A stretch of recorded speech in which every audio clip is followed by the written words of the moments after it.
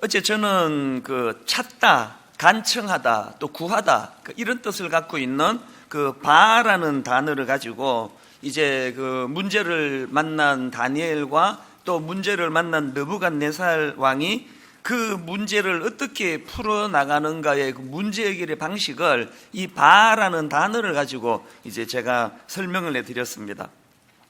이 느부갓네살 왕의 문제 해결의 방식은 2장 13절 왕의 명령이 내림에 지혜자들은 죽게 되었고 다니엘과 그의 친구들도 죽이려고 찾았더라. 이 찾았더라가 바 아닙니까? 그러니까 느부갓네살 왕은 근심이 찾아오고 고뇌가 찾아오고 번민이 찾아오니까 그 내면에 도사리고 있는 그 고뇌의 문제를 타인에게 전가시키고 그 타인에게 전가시킬 대상을 찾아가지고 죽이려고 하는 이런 결과를 가져오는 차원에서의 이 바라는 단어를 만들어냈고요. 여기에 반해서 다니엘은 위기를 만나니까 2장 18절 하늘에 계신 하나님이 이 은밀한 일에 대하여 불쌍히 여기사 다니엘과 친구들이 바벨론의 다른 지혜자들과 함께 죽임을 당하지 않게 하시기를 그들로 하여금 구하게 하니라. 이 구하게 하니라가 바인데 문제를 만난 다니엘은 이 느부갓네살 왕과는 달리 그 문제를 해결해 주실 하나님을 찾더라. 그 이야기예요. 제가 어제 이제 바하 그랬더니요. 아침에 이제 제가 잘 아는 또 참 존경하는 교수님이에요. 구약학을 전공하는 교수님에게 전화가 왔습니다. 바하가 아니고 바암입니다. 그래서 발음을 이제 바아라고 그렇게 말씀을 하셔서 제가 저는 히브리어를 경상도식으로 발음하는데요. 농담으로 이제 우리 교역자들하고 그런 얘기를 하면서 웃었는데요. 그래서 이제 또 권위 있는 구약학 교수님의 권면이니까 내가 이제 약간 힘을 빼고 이제 서울식으로 바로 이렇게 이제 발음을 고치기로 했습니다. 어쨌든 지금 이제 다니엘은 심각한 문제에 직면하니까 그 하나님을 찾는 차원에서의 이 바의 모습을 보여줬는데요. 이게 왜 중요한가 하면은 우리가 이렇게 느부갓네살의 바가 아니라 다니엘식의 바로 나아가면 두 가지 참 좋은 열매, 결과를 얻게 되는데요. 첫째는 그 문제를 해결해 주시는 하나님을 경험하게 된다는 겁니다. 17절, 18절을 보십시오. 이에 말씀을 이렇게 시작합니다. 이에 다니엘이 자기 집으로 돌아가서 그 친구 하나냐와 미사엘과 아사랴에게 그 일을 알리고 하늘에 계신 하나님이 이 은밀한 일에 대하여 불쌍히 여기사 다니엘과 친구들이 바벨론의 다른 지혜자들과 함께 죽임을 당하지 않게 하시기를 그들로 하여금 구하게 하니라. 여기 보니까 17절에 이에로 시작해서 구하게 하니라 바 이렇게 말씀이 마무리되는데 그랬더니 바로 그 다음 19절에 이에 같은 단어가 나오죠. 이에 이 은밀한 것이 밤의 환상으로 다니엘에게 나타나 보임에 다니엘이 하늘에 계신 하나님을 찬송하니라. 이해에 대한 다니엘의 모습에 이해로 반응하시는 하나님. 그런데 이걸 세 번역으로 보니까 이해가 이렇게 번역되어 있더라고요. 바로 그날 밤에 이런 것 좀 경험해 보세요. 너무 많이 말해가지고 오늘은 말 안 하려고 했는데 이 성대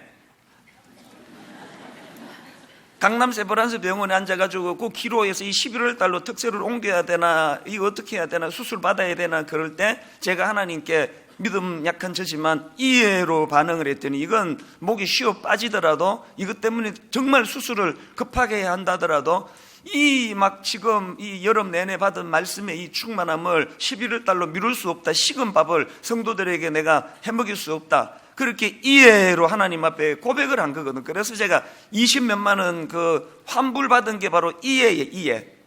그랬더니 지금 여러분 점점 목소리가 좋아지는 거 여러분 느끼세요? 더 놀라운 얘기 해드릴까요? 화요일부터 약을 다 끊어버렸습니다. 제가 화요일부터 약을 다 끊은 이유는 딴 뜻이 아니고요.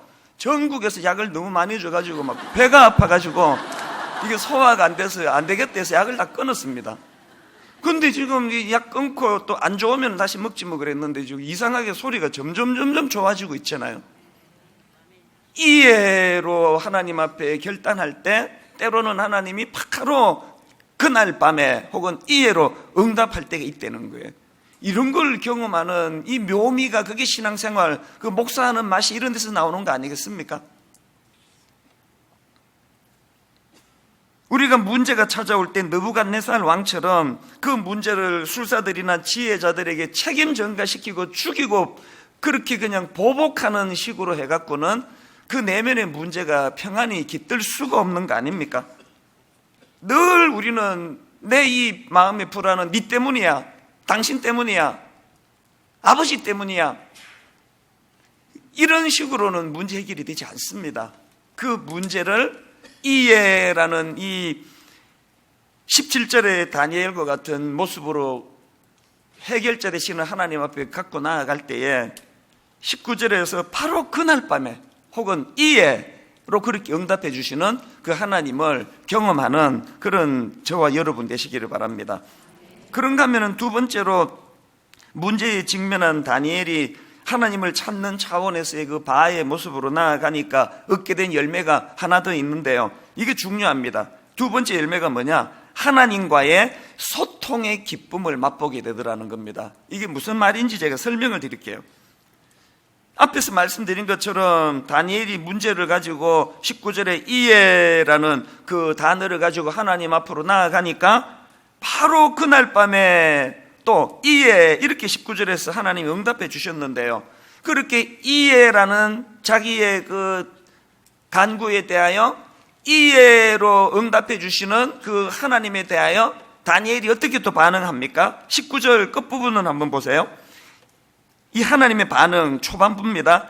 하나님이 이에 이 은밀한 것이 밤의 환상으로 다니엘에게 나타나 보이매, 그랬더니 그 다음에 다니엘이 하늘에 계신 하나님을 찬송하니라. 이 그림이 그려지세요? 저는 이 말씀을 묵상하다가 무슨 그림이 딱 단어 하나로 표현이 되는가 하니까 하나님과 다니엘의 주거니 받거니, 주거니 받거니. 다니엘이 이해했더니 하나님이 이해로 응답하시고, 하나님이 이해로 응답하시니까 다니엘이 감사와 착한 양으로 또 반응하고, 그래서 제가 오늘 설교 제목을 하나님과 주거니 받거니, 그렇게 제가 제목을 정해본 거거든요.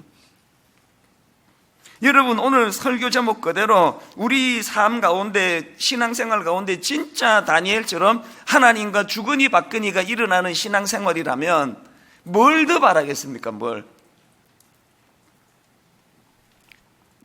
이게 안 될 때 영적인 침체가 일어나고 비극이 일어나거든요. 저는 아침에 그 차를 몰고 오면서 이야, 이번 특세를 이거 11월 달로 미뤘으면 큰일 날 뻔했다, 막 그 생각이 막 얼마나 저를 행복하게 만드는지 모르는 거예요. 이거 지금 내가 지금 오늘 수술 날짜 잡고 지금 병원에 누워있다 생각해 보세요. 그 다음 주부터 설교도 못하고, 그리고 새서면 축제는 이제 외부 강사한테 맡기고, 그리고는 이 특세는 이제 11월 달 추운 데로 옮겨지고, 그랬으면 이거 어쩔 뻔했나. 그러니까 뭐가 나옵니까? 차 몰고 오는데 네 마음을 내가 어떻게 알아, 그렇게 생각하지 말고 답 딱 나오는 거 아닙니까? 새벽에 감사와 영광이 하나님께 막 저절로 충만히 드려지는 거 아닙니까? 그게 하나님과 저와의 주거니 받거니예요. 하루 온종일 막 수면은 짧고 해도 그저 콧노래가 나오고 감사가 나오고 하루 온종일 너무 행복하거든요. 사실 저는 지금 이 특세 때문에 그 집에서 나와가지고 지금 일주일 동안 지금 숙소에서 따로 지내고 있습니다. 말씀 준비하는데 이제 방해가 되지 않도록 혼자 지금 이제, 그래서 이제 일주일치 속옷하고 뭐 먹을 거 다 갖고 지금 따로 지내고 있거든요. 그 혼자 그렇게 지내는 그 합수 훈련은 아니고, 저 혼자 그 홀로 훈련을 하고 있는 그 합숙의 반대 말이 뭐지? 혼숙, 큰일 날 소리를. 혼숙 아닙니다. 예, 홀로숙. 저 혼자 지금 일주일을 그렇게 고독하게 지내는데요, 얼마나 마음의 기쁨이 충만한지 몰라요. 이게 하나님과의 주거니 받거니, 주거니 받거니. 하나님이 이해로 말씀 반응했더니 하나님이 즉각 이해로 응답해 주시고, 그 이해에 대한 감격이 마음에서 충만하니까 막 너무너무 행복한 거예요. 너무너무. 이게 안 돼가지고 비극을 경험했던 대표적인 인물이 구약의 사울왕입니다. 사무엘상 28장 5절을 보십시오. 사울이 블레셋 사람들이 군대를 보고 두려워서 그의 마음이 크게 떨린지라. 이 느부갓네살하고 같은 정세가 지금 사울 왕에게 있네요. 그랬더니 6절, 사울이 여호와께 묻자오되 여호와께서 꿈으로도 우림으로도 선지자로도 그에게 대답하지 아니하심으로. 여기 보니까요, 하나님 앞에 이해로 나간다고 다 이해로 응답이 오는 거 아니네요. 또 그 이유에 대해서는 또 한편의 설교가 나올 만큼 많지만, 어쨌든 지금 결과적으로 사울의 문제는 다니엘과 달리 하나님과 소통이 안 되고 있습니다. 그랬더니 소통이 안 되는 그 문제를 사울이 어떻게 풀어나가느냐, 그의 잘못된 해법을 보세요. 7절, 사울이 그의 신하들에게 이르되 나를 위하여 신접한 여인을 찾으라. 내가 그리로 가서 그에게 물으리라 하니 그의 신하들이 그에게 이르되 보소서 엔돌에 신접한 여인이 있나이다. 이 7절에서요, 사울이 왜 하나님께 물어도 반응이 없는지, 왜 하나님께 소통이 안 되는지 답이 딱 나오는 거 아닙니까? 아니, 지금 하나님과의 소통이 잘 이루어지지 않으면은 그냥 죽기를 각오하고 40일 금식을 해서라도 하나님께 나아가 매달려가지고 그 소통을 이루어내야 되는데 어떻게 한다고요? 신접한 여인, 그 잡신의 영향을 받는 신접한 여인을 찾아가는 거 아닙니까? 요즘에 그 점집에 그 무당들이 직접 그런 얘기를 하니까 그 권사님들이 그렇게 많이 온다고.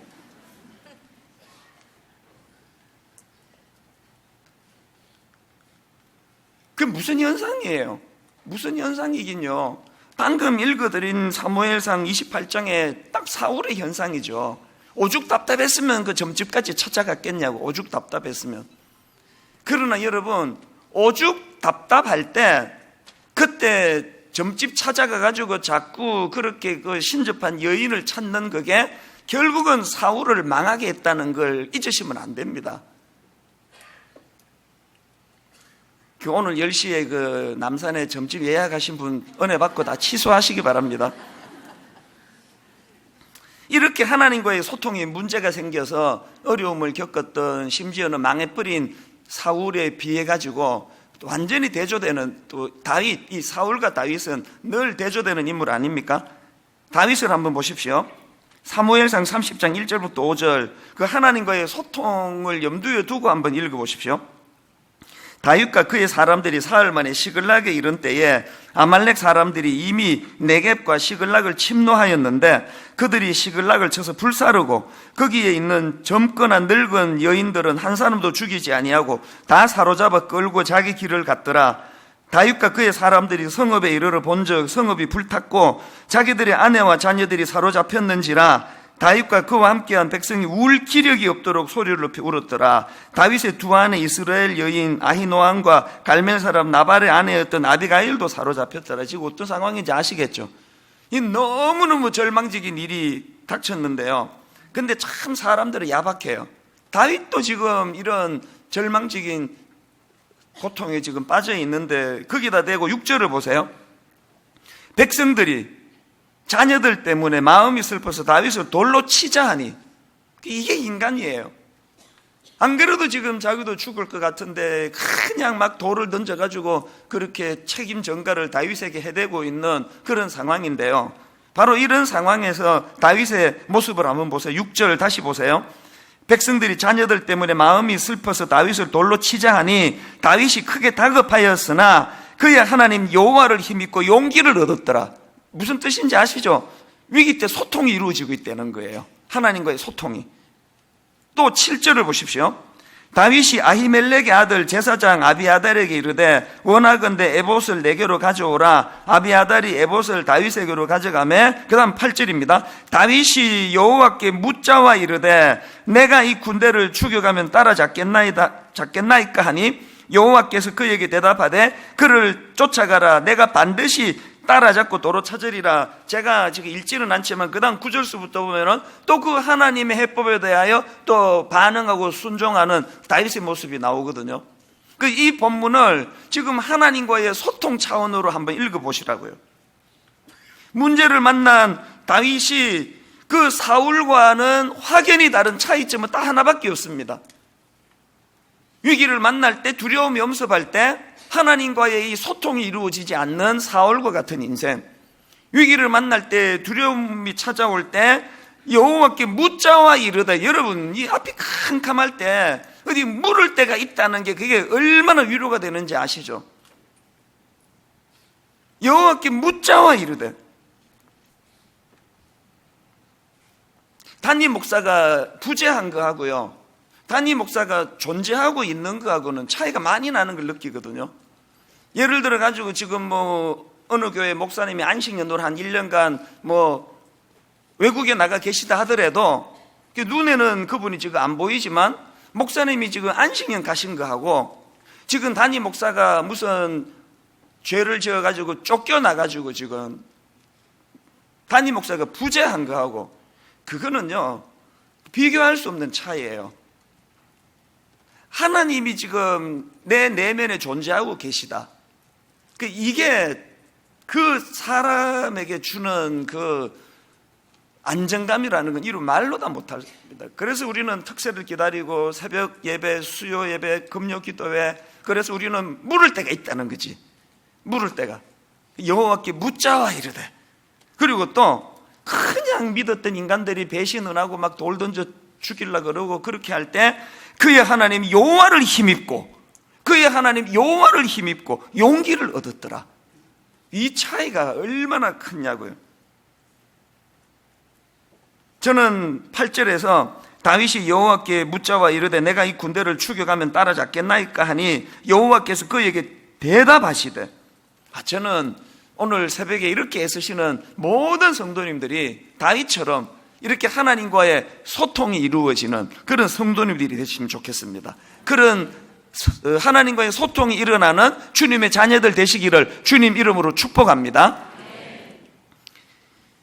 이제 좀 더 본격적으로요, 이렇게 하나님과의 소통이 원활했던 다니엘을 보니까 그 다니엘의 모습에서 너무나 귀한 게 있는데요, 그 하나님의 일하심에 대한 다니엘의 반응이 너무 귀해요. 두 가지 반응을 보입니다. 그 하나님과 소통의 기쁨을 어떻게 표현하느냐. 첫째로요, 하나님께는 찬양을 올려드려요. 19절을 한번 보십시오. 이해가 뭐라고 말씀드렸죠? 자기의 이해에 하나님의 이해가 지금 응답해 주시는 거 아닙니까? 이 은밀한 것이 밤의 환상으로 다니엘에게 나타나 보임에 다니엘이 하늘에 계신 하나님을 찬송하니라. 하나님과의 소통에서 가장 원천적으로 중요한 건 찬양이에요. 찬양. 우리가 하나님께 보여드리는 반응은, 우리가 이 방송팀에게 또 뭐 반주하고 봉사하고 하는 분에게 감사의 반응은 박하사 한 병 이렇게 드리는 거, 고맙습니다 인사하는 거, 그게 그분들에 대한 반응이라면 하나님에 대한 감사의 반응은 찬양이에요. 찬양. 이 모든 일은 내가 잘나서가 아니고 하나님의 은혜로 이렇게 된 겁니다. 20절에도 보니까 다니엘이 말하여 이르되 영원부터 영원까지 하나님의 이름을 찬송할 것은 지혜와 능력이 그에게 있음이로다. 하나님께 영광을 돌려드리는 거예요. 이게 쉬울 것 같죠? 이게 뭐 나도 그러는데, 그러는 분이 계시면 정말 대단한 분이에요. 이게 쉬울 것 같지만요, 저는 그 누가복음 17장에 나오는 그 10명의 고침받은 나병 환자, 요새는 한센병이라 그러죠. 그걸 보고 내가 만든 용어가 하나 있는데 10대 1 법칙이에요. 10대 1 법칙. 예수님께서 10명의 그 한센병 환자를 고쳐주셨는데 그 중에서 그 어마어마한 은혜를 입은 10명 중에서 주님 앞에 나와서 감사를 표하고 영광을 돌리는 사람은 딱 한 명밖에 없었습니다. 그래서 내가 10대 1 법칙이라 그래요. 그걸 보고 예수님이 얼마나 그 서운하셨는지 누가복음 17장 17절 예수께서 대답하여 이르시되 10사람이 나 깨끗함을 받지 아니하였느냐 그 9은 어디 있느냐. 여러분, 예수님의 이 섭섭함이 좀 묻어나는 거 느껴지십니까? 이 누가복음 17장 17절이 혹시 우리를 향한 주님의 섭섭함으로 들려져야 철든 신앙인 아니겠습니까? 주시옵소서 주시옵소서 막 그냥 또 이제 또 그 수능의 계절이 다가오고 있으니까 막 새벽마다 사람들이 모여서 부르짖어 가지고 대학 보내달라고 그렇게 그냥 그렇게 기도하고, 걔가 대학 들어가자마자 그냥 입 딱 씻고 뭐 이번에 내가 입시 전략을 너무 잘 세웠어 그러면서 막 이게 무슨 학원을 가면은 어느 원장을 만나는데 그 사람이 대박이야. 언제 새벽에 나와서 이 아이의 당락의 열쇠는 주님이 쥐고 계십니다, 주여 허락하여 주시옵소서, 그거 다 잊어버리고 전부 그냥 어느 학원 가봐라, 입시 전략이 이렇다, 누구를 만나봐라, 내가 이랬더니 얘가 이렇게 좋아지더라. 그게 지금 10명의 고침받은 그 나병 환자 중에 9명의 모습이고, 그 9명의 모습 안에 우리가 들어가기가 쉽고, 그런 우리를 향하여 주님이 섭섭해 하실 수 있다는 걸 이 새벽에 성령님이 깨우쳐 주시기를 바랍니다. 이건요, 인간적으로도 종종 느끼는 거 아닙니까? 정말 마음에 그 서운함을 느낄 때는 마음을 가지고 잘해준 그 사람에게서 받는 거예요. 저라고 예외가 아닙니다. 유난히 마음을 주고 유난히 마음을 준 꼭 그 사람에게서 이런 상처를 받는 거예요. 제가 주로 상처를 받는 것들은 다 그런 것들이에요. 유난히 마음을 줬는데 딱 얻어먹고는 태도가 확 달라지는, 반복되는 이런 그 배신감 속에서 울분이 생기는 거예요. 계속적으로 울분이 생기는 거예요. 이걸 다스리기 위해서 얼마나 애써야 되는지 아십니까? 어떻게 태도가 저렇게 돌변할 수가 있느냐고. 그게 우리 인간이에요. 그 애 키우다 보면요, 잘해준 날에는 반드시 원망이 돌아와요. 그 5월 5일 날 에버랜드 그 주차도 안 되고 막 죽을 고생해가지고 하루 온종일 그냥 머리에 요런 거 막 그 또 씌워가지고 불 반짝반짝 시키고 막 걸어가면은 발에서 삑삑 소리 나는 신발도 신기고 하루 종일 봉사하고 파김치가 돼가지고 집으로 돌아가는 차 안에서 말로 다 할 수 없는 이 자식들의 그 원망 계속 차에서 막 나오는 거 아닙니까? 뭐 풍선도 안 사주고 뭐 핫도그도 안 사주고 인형도 안 사주고 말이야. 엄마는 그냥 아무것도 안 사줬다고. 제가 이렇게 리얼하게 설명할 수 있는 그 이유를 아시는 분. 그날요, 이거 아빠 피곤하다, 그냥 테레비 보고 놀아라 그러면요, 아무 원망도 안 들어요.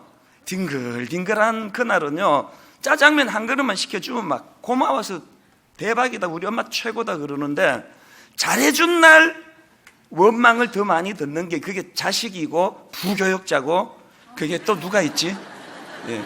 순장이고 장로님들이고, 이게 맺힌 게 많은 것 같아요. 유난히 마음을 준 사람에게 유난히 원망을 많이 듣는, 그게 인간의 죄성이라는 그것만 알고 계시면 돼요. 여러분이요, 하나님에 대한 원망이 많으시면 어떻게 생각하면 돼요? 주신 게 많구나, 그렇게 생각하시면 돼요. 하나님에 대한 불평이 지금 많아지면 이렇게 생각하시면 돼. 그림자가 이렇게 짙은 거 보니까 빛이 너무 강했구나, 내가 하나님의 사랑을 유난히 많이 받았구나, 그렇게 생각하시면 돼요. 이게 인간의 모습인데 다니엘은 그렇게 하지 않았다는 거예요. 다니엘은 6장 10절을 보세요. 다니엘이 조스의 왕의 도장이 찍힌 것을 알고도 자기 집에 돌아가서는 윗방에 올라가 예루살렘으로 향한 창문을 열고 전에 하던 대로 세 번씩 무릎을 꿇고 기도하며 그 다음에 그의 하나님께 감사하였더라. 창문을 열고 기도했던 것도 놀라운데요, 지금은 문제가 해결된 게 아니에요. 두려움을 가지고 지금 주님 앞에 기도하는데 하나님께 감사하였더라. 감사 기도가 지금 먼저 나오거든요.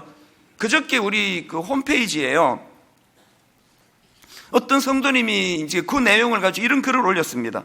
조스의 왕의 도장이 찍힌 줄 알면서도 그는 무슨 감사를 했을까? 예루살렘을 향한 창문을 열고 그는 무슨 감사를 했을까? 하루 3번씩 무릎을 꿇고 그는 무슨 감사를 했을까? 총리들과 고관들이 고발할 근거를 찾고 있을 때 그는 무슨 감사를 했을까? 사자굴이 존재하는 두려운 시대에 그는 무슨 감사를 했을까? 이렇게 쭉 이제 질문을 열거해놓고 이분이 또 자문자답을 했어요. 그 다음 들어보세요.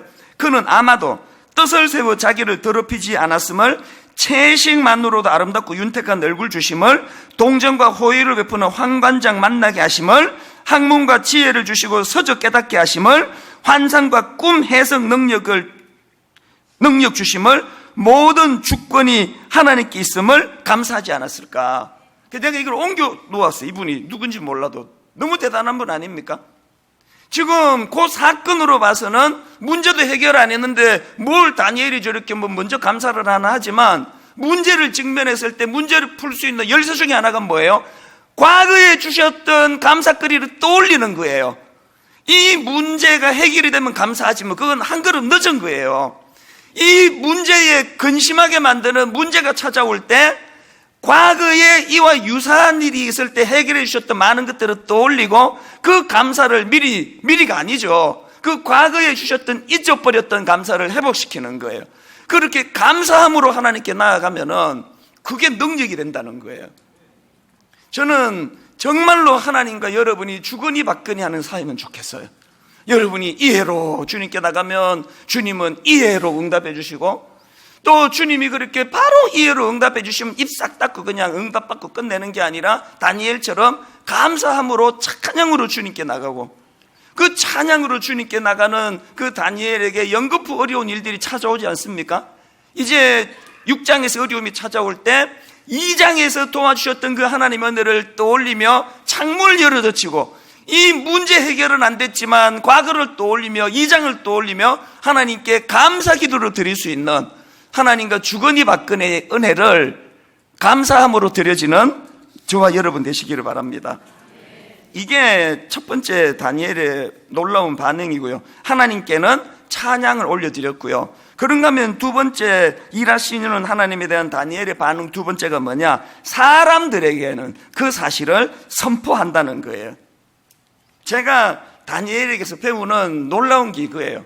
어떨 때는 진짜 섭섭해요. 제가 그런 게 아니라 일반적으로 너무나 정성을 다해가지고 도와줬더니 그 사람에 대한 감사는 없고 하나님이 다 하셨고, 얼마나 얄미운지 아시죠?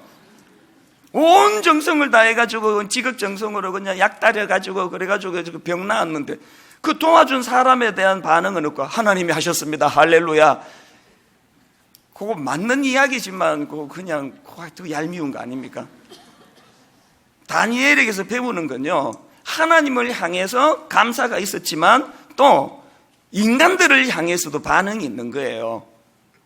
인간들을, 이제 지금은 제가 그 앞에 인용을 썩 잘한 건 아니고요. 그 하나님의 감사를 이제 두 양상으로 지금 설명한다는 그걸 하다가 원고에도 없는 얘기가 툭 나와버렸는데요.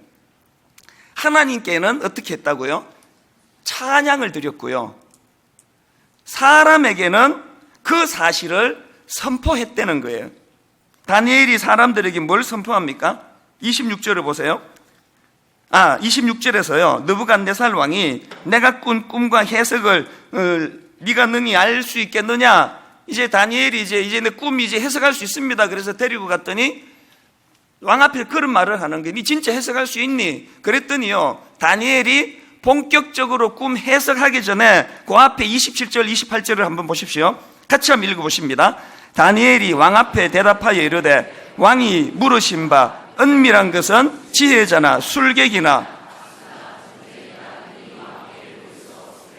오직 은밀한 것을 나타내시리는 하늘에 계신 하나님이시라. 또 29절 왕이여, 왕이 침상에서 장래일을 생각하실 때에 은밀한 것을 나타내시는 이가 장래일을 왕에게 알게 하셨사오며, 내게 이 은밀한 것을 나타내심은 내 지혜가 모든 사람보다 낫기 때문이 아니라 오직 그 해석을 왕에게 알려서 왕이 마음으로 생각하던 것을 왕에게 알려주려 하심이니이다.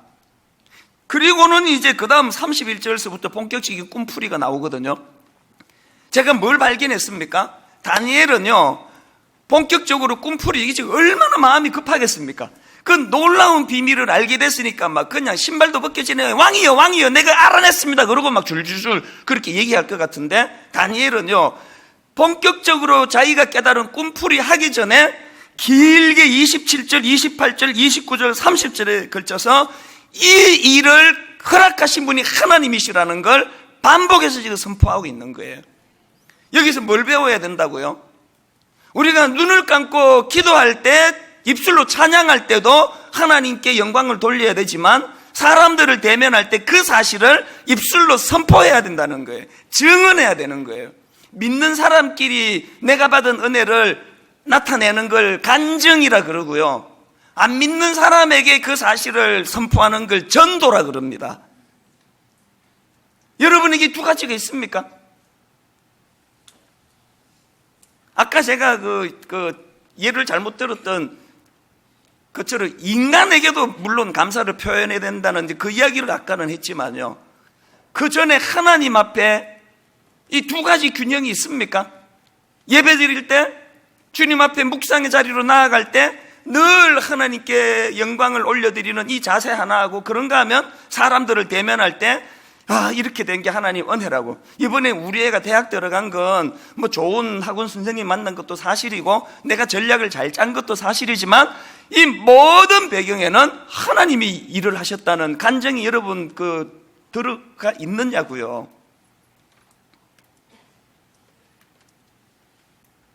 다니엘은요, 늘 그 시선이 하나님에게로 머물러 있습니다. 그리고 늘 그 시선이 그 하나님이 주관하시는, 다스리시는 하나님 나라에 늘 마음이 머물고 있으니까, 기승전 하나님 나라, 기승전 하나님께 영광, 기승전 하나님의 주권, 이게 자동으로 그냥 나오는 거 아니겠습니까? 이런 인물이 또 한 분 더 있잖아요. 신약의 사도 바울. 고린도전서 15장 10절, 그러나 나의 나 된 것은 하나님의 은혜로 된 것이니 내게 주신 그의 은혜가 헛되지 아니하여 내가 모든 사도보다 더 많이 수고하였으나 내가 아니요 오직 나와 함께 하신 하나님의 은혜로라.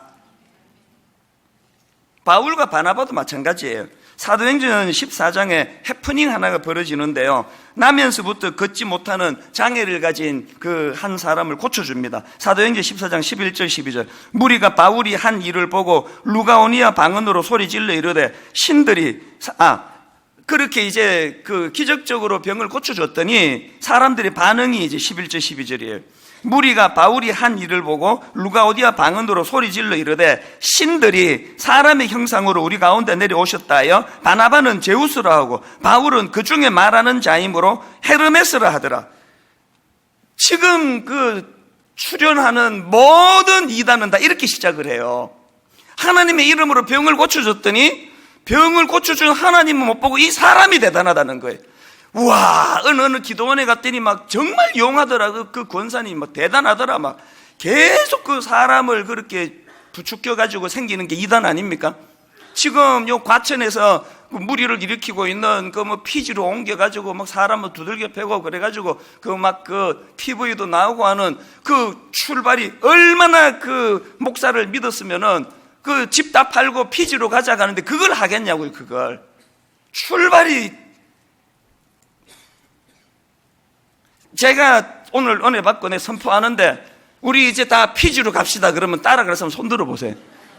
피지 좋아하네. 아무도 안 따라갈 거예요. 400명이나 따라가요. 400명이나. 그 부작용이 어디서 생기는 거예요? 자꾸 사람들이 바나바는 제우스라 하고 바울은 헤르메스라 그러니까 하나님은 잊어버리고, 와, 그 목사 진짜 용하대 그거. 이 찬수 목사가 막 머리에 손으로 굽기면 병이 막 암도 고친다더라 막 이런 소문이 나면서 그런 대신에 하나님 온데간데도 없고 겉으로 그 일을 수종든 사람만이 자꾸 높임을 받는 거. 그래서 놀랍게도 저에게는 암을 고치는 능력을 안 주신 게 놀라운 하나님 역사예요. 농담했는데 안 웃으면 굉장히 민망해요. 여러분, 여기에 대한 이 두 사람의 반응을 한번 보세요. 반응을. 그렇게 바나바는 제우스 신이라 그러고 또 바울은 헤르메스 신이라고 하는 그 상황에서 14절을 보세요. 두 사도 바나바와 바울이 듣고 어떡합니까?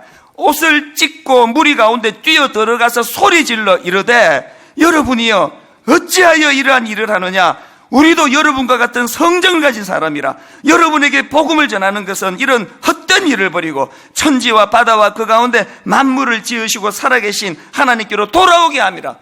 지금 그 이단의 괴수가 되어 있는 그 인간들이 처음에 자기를 떠받들 때 이런 반응을 보였더라면 얼마나 존경받는 신앙의 지도자가 됐겠냐고요. 계속 그냥 떠받드는데 취해가지고 자기가 진짜 제우스가 된 것처럼, 진짜 헤르메스가 된 것처럼. 저는 이 구절을 보면서 야, 이 바나바와 바울이 좀 오바한다. 몰라가지고 막 자기를 신이라고 떠받들면 그냥 아니다 그러면 되지, 뭐 막 옷을 찢을 것까지는 없잖아요. 이거 엄청 이거 오바하네.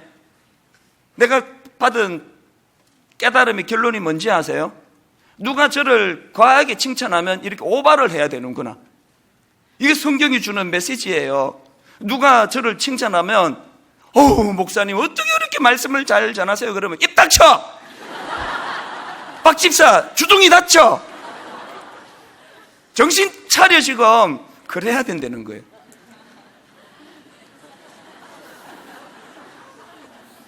오바해야 돼, 오바. 자꾸 그 뒤에 계시는 하나님은 보지 못하고 인간을 칭찬해서 자꾸 여러분을 떠받들면은 이거 방치하면 내가 이제 이단의 괴수가 될 위험이 있구나, 그렇게 생각하고 오바해야 돼요. 내가 박 집사 입 닥쳐 이런 말은 내가 못하지만 저는 이제 하는 방식이 있잖아요. 속에서 이거를 멍멍 그렇게 해석을 하는 거예요. 그 사람이 개 짖는 소리 한다는 게 아니고 내게 아무 의미 없는 말이다. 이건 그분의 예의로 하는 이야기다. 그래서 내가 속으로는 목사님 어떻게 그렇게 뭐 말씀을 잘 전하세요? 그렇게 이야기하면 속으로 멍멍. 그건 그분의 교양과 예의지 이걸 사실로 들으면 안 된다. 저는 그렇게 해석을 해요. 근데 오늘 이제 원리를 깨달았으니까 좀 과격하게 Shut up! 막 이렇게 주둥이 닥쳐. 어디다 대고 나를 그 하나님이라 그러느냐고. 그래야 되나 뭐 그런 생각도 하는데, 근데 그런 말을 들어본 적이 없기 때문에 뭐 안 해도 될 것 같아요. 결론을 냈습니다. 오늘 여러분 시간이 없어서 제가 막 빨리빨리 이야기했지만, 그리고 또 막 여기 또 예화가 너무 좋은 게 하나 있고 그런데 이거 다 못하지만요, 오늘 말씀은 진짜 중요한 말씀이에요. 오전에 좀 쉬시고요, 오후에 이 말씀을 다시 들어보세요. 여러분 오후에 다시 들어보세요. 나는 지금 문제를 만날 때 다니엘과 같은 방식으로 풀어가고 있는가? 나는 지금 하나님과의 주거니 받거니가 이루어지고 있는가? 하나님의 은혜에 대한 주거니 받거니의 내 반응은 하나님께는 영광을 돌려드리는 거고 사람들에게는 그 사실을 선포하는 거라는 거. 오늘 이런 내용들을 가지고 하나님께 기도하는 자리로 나아가게 되기를 바랍니다. 자, 이제 우리 다 한번 일어나셔서요, 마지막 날에 내가 나의 영으로 모든 백성에게 부어주리라. 성령 충만이 필요해요. 어제까지 저는 성령이 임하셔서 이 찬양을 계속 불렀는데요, 더 원천적으로 마지막 날에 내가 받아야 되는 거, 내가 나의 영으로 모든 백성에게 부어주리라. 오늘 우리 시대는 정말 성령의 임하심을 경험해야 돼. 성령 충만을 경험해야 돼. 그래야 자녀들은 예언하고 청년들은 환상을 보고 아비들은 꿈을 꾸리라. 연세가 들면 드실수록 하나님 주신 꿈으로 벅찬 그런 인생이 되기 위해서는 성령 충만. 오늘 말씀을 기억하시면서 우리 또 손뼉 치시면서 기쁨으로 찬양하기 원합니다. 우리 이렇게 찬양합니다. 마지막 날에 마지막 날에 내가 나의 영으로 모든 백성에게 그냥 주시지 않습니다. 부어주십니다. 부어주리라. 자녀들은 예언할 것이요, 청년들은 환상을 보고 아비들은 꿈을 꾸리라. 언제? 주의 영이 임하면 자녀들은 예언할 것이요, 청년들은 환상을 보고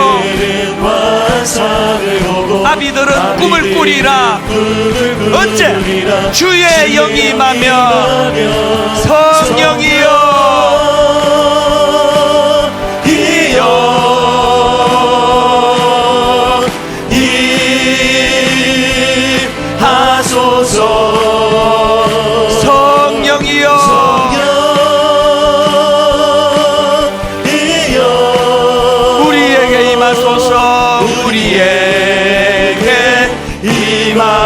자녀들은 예언할 것이요,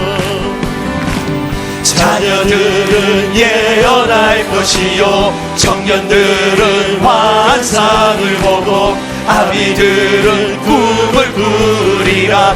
주의 영이 임하며 자녀들은 예언할 것이요 청년들은 환상을 아비들은 보고 꿈을 꾸리라.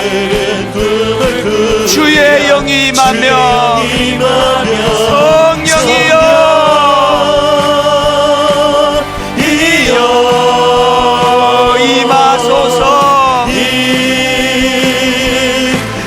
임하소서. 성령이여